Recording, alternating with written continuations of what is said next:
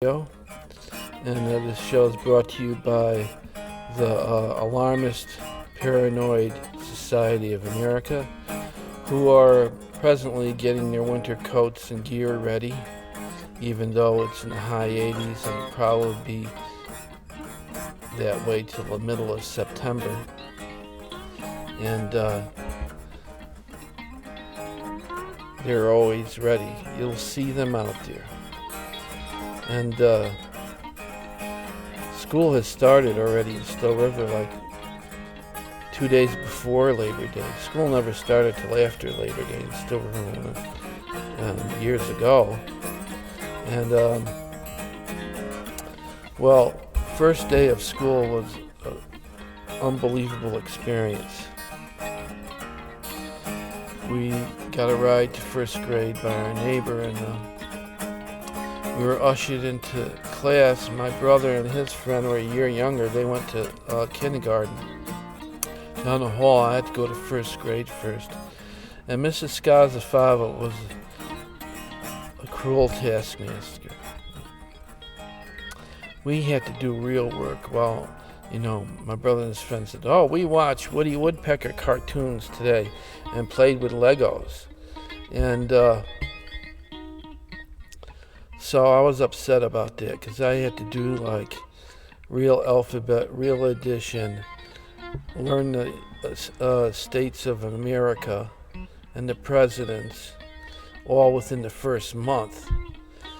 And the first day, though, was incredible because all kinds of kids piled in. Kids from both sides of the tracks. You had, doctor's son sitting next to me, next to other guys black kids from down the street on the other side of the tracks, and Latinos too, and slow and fast kids all together in the same class with one teacher all day. And there's a lot of separation anxiety and tears, but the worst one was Pat. She was the little girl who had the worst separation anxiety I've ever seen. Her father had to take her back home. She was attached to his leg and wouldn't let go. And then Charlie came in. Charlie was huge. He came in with overalls on, clean overalls though, pressed red flannel shirt, and a John Deere hat. He was like already 125 pounds. He was a walking cinder blockhouse. He was big and he was rotund, but he wasn't fit. It was all solid. And he sat in the back seat, the back desk, all the way in back, and did not say a word. Matter of fact, I don't think he said more than one sentence all the way through to 8th grade. And when he said thank you when he graduated. But Charlie was special. We thought he was a special kid, but he was special in the other direction. Charlie not only had a photographic memory. It turns out in high school we found out he got a scholarship to Harvard at 15. Charlie had a super high IQ, but he wasn't weird in the usual way. He was a farmer. His father owned a dairy farm about 5 miles out of town that delivered the milk to the dairy and the ice cream place. And Charlie came in with the hugest lunch pail you ever wanted to see, with the hugest sandwiches of homemade bread and the hugest thermos of milk you ever wanted to see. Charlie knew everything about dairy farming, first grade, when most kids thought milk just came from a bottle.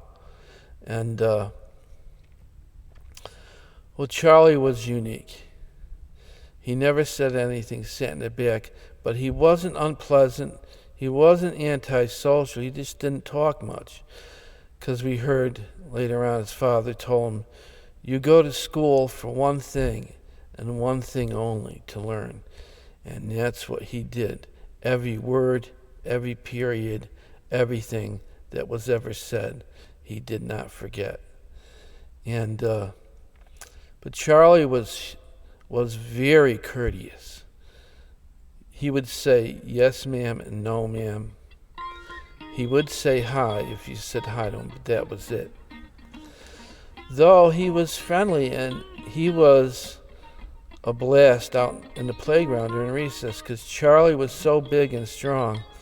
He was the first human tilt-a-whirl.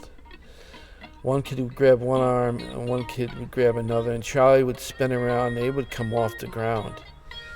And they would laugh and scream, and Charlie would laugh and scream and fall down on the ground dizzy and laugh until he could get back up again.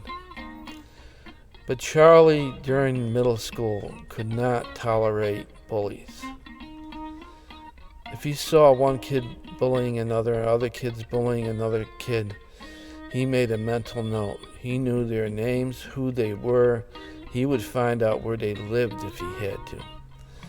And if you were a bully and you were by yourself somewhere, and you bullied somebody that Charlie saw, you would feel this heavy hand come down on your shoulder.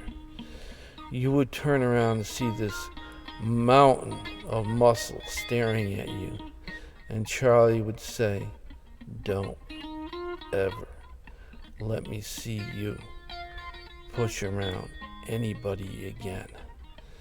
And that stopped them in their tracks. And that was Charlie. He was something else. And that was the first day at school in Still River.